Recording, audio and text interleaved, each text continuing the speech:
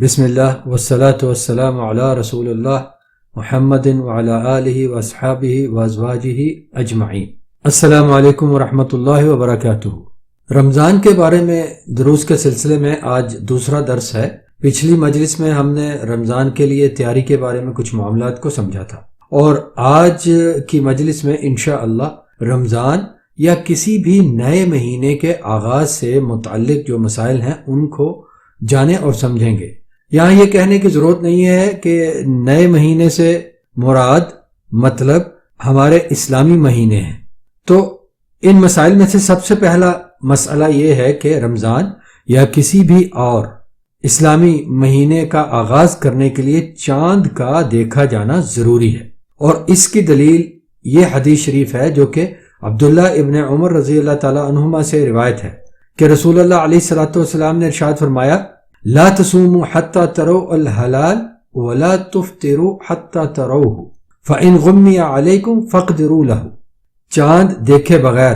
روزے شروع نہ کرو اور چاند دیکھے بغیر رمضان ختم نہ کرو،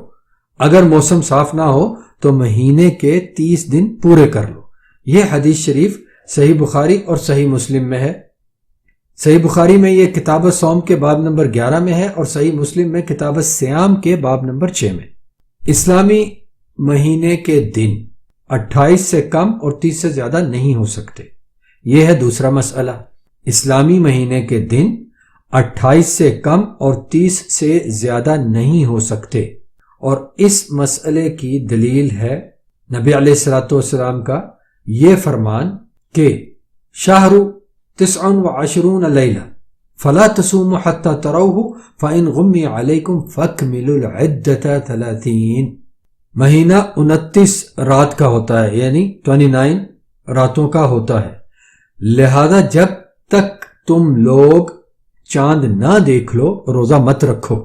اور اگر تم لوگوں کو صاف نظر نہ آ سکے، موسم ابر آلود ہو، گرد و غبار ہو موسم میں، یعنی کہنے کا مطلب ان کا یہ ہے کہ اگر تم لوگوں کو صاف نظر نہ آ سکے تو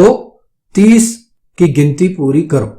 یعنی جس مہینے میں تم ہو اس مہینے کے 30 دن کی گنتی پوری کرو۔ 30 دن پوری ہونے کے بعد پھر اگلا مہینہ شروع کرو۔ تیسرا مسئلہ، صرف ایک اکیلے مسلمان کی گواہی سے روزے شروع کیے جا سکتے ہیں، اور اس کی دلیل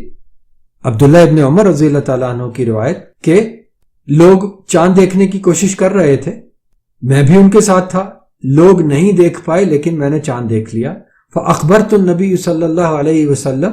انی رأیتہ، تو میں نے نبی علیہ الصلوۃ والسلام کو بتایا کہ میں نے چاند دیکھا ہے۔ فصام وامر الناس بصیامہ، تو رسول اللہ علیہ الصلوۃ والسلام نے خود بھی روزہ رکھا اور لوگوں کو بھی روزہ رکھنے کا حکم دے دیا۔ یہ حدیث شریف ابو داؤد میں ہے، صحیح ابو داؤد، حدیث نمبر ہے 2052۔ یہاں ایک چیز سمجھ لینے کی ہے اچھے طریقے سے کہ یہ نہیں کہ کسی بھی مسلمان کے کہنے پہ اس گواہی کو قبول کر لیا جائے گا، بلکہ ایک ایسے مسلمان کے کہنے پہ جو سچا ہو، جس کی سچائی اور جس کی پاکیزہ کردار ہونے کی گواہی اس کے ارد گرد مل جاتی ہو، جس کے بارے میں اس کے ارد گرد بسنے والے لوگ یہ گواہی دیں کہ یہ شخص سچا ہے اور پاکیزہ کردار کا حامل ہے، اس کی گواہی کو قبول کیا جائے گا، اور ایک شخص کی گواہی پر نئے مہینے کا آغاز کیا جائے گا۔ چوتھا مسئلہ یہ ہے کہ چاند کے چھوٹے یا بڑے ہونے سے شک میں نہیں پڑنا چاہیے کہ اگر کوئی پہلی رات کا چاند دیکھ رہا ہے اور وہ دیکھنے میں بڑا نظر آتا ہے تو اس شک میں نہیں پڑنا چاہیے کہ یہ چاند تو بڑا لگ رہا ہے، شاید یہ دوسری رات کا ہے، پہلی رات کا چاند نہیں دیکھا جا سکا، تو اس شک میں نہیں پڑا جانا چاہیے۔ چاند کے بڑے یا چھوٹے ہونے سے کسی شک میں نہیں پڑا جانا چاہیے، اور اس کی دلیل یہ ہے جو ابو البختری تائی قبیلے کے ایک صحابی ہیں، ابو البختری رضی اللہ عنہ، ان کی روایت ہے۔ وہ کہتے ہیں کہ ہم عمرہ کرنے کے لیے روانہ ہوئے، جب نخلا کے مقام پر پہنچے تو سب نے چاند دیکھا، یعنی نئے مہینے کا چاند دیکھا۔ کچھ لوگوں نے کہا یہ تو تیسری رات کا چاند لگتا ہے، کیونکہ وہ چاند بڑا نظر آ رہا تھا۔ کچھ لوگوں نے کہا نہیں یہ دوسری رات کا چاند لگتا ہے۔ تو ہماری ملاقات عبداللہ ابن عباس رضی اللہ تعالیٰ عنہما سے ہوئی، تو ہم نے ان سے کہا کہ ہم نے چاند دیکھا ہے، کچھ لوگوں نے اسے تیسری رات کا کہا ہے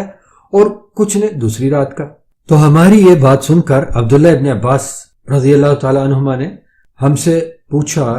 کہ تم لوگوں نے کون سی رات میں وہ چاند دیکھا تھا؟ ہم نے بتایا کہ فلاں فلاں رات میں دیکھا تھا۔ تو کہنے لگے کہ رسول اللہ صلی اللہ علیہ وعلی آلہ وسلم نے ارشاد فرمایا ہے ان اللہ مدہ للرؤیت فہو للیلۃ رأیتموہ، اللہ تعالی اس کو یعنی چاند کو دیکھے جانے کے لیے بڑا کر دیتا ہے، بس وہ اسی رات کا چاند تھا جس رات تم لوگوں نے اسے دیکھا، یعنی وہ پہلی رات کا ہی چاند تھا۔ کسی اور رات کا گمان مت رکھو تم لوگ، اسی رات کو پہلی رات جان کر، اسی رات کو پہلی رات سمجھ کر تم لوگ اپنی گنتی کرو، یعنی نئے مہینے کو اسی دن سے، اسی رات سے شروع سمجھو اور اسی کے مطابق اس مہینے کی گنتی کرو۔ یہ حدیث شریف صحیح مسلم میں ہے، کتاب الصیام کے باب نمبر 6 میں ہی، جس میں سے پہلے آپ کو حدیث سنائی گئی۔ تو یہ بات واضح ہوگی بڑے اچھے طریقے سے کہ اگر کسی مہینے کے آغاز میں پہلی رات، جس رات میں یہ توقع ہو کہ نئے مہینے کا چاند دکھائی دے گا، اور چاند دیکھا بھی جائے لیکن وہ چاند دیکھنے میں پہلی رات کے چاند سے بڑا دکھائی دے رہا ہو، تو اس کے بارے میں شک کا شکار نہیں ہونا چاہیے کہ یہ تو دوسری یا تیسری رات کا چاند ہے، شاید ہم نے پہلی رات کا چاند دیکھ نہیں پائے اس لیے ہمیں اب یہ چاند بڑے والا نظر آ رہا ہے دوسری یا تیسری رات کا۔ تو اس میں شک نہیں کرنا چاہیے۔ یہ نبی علیہ الصلوۃ والسلام کی زبان مبارک سے اللہ سبحانہ و تعالیٰ نے یہ خبر کروا دی کہ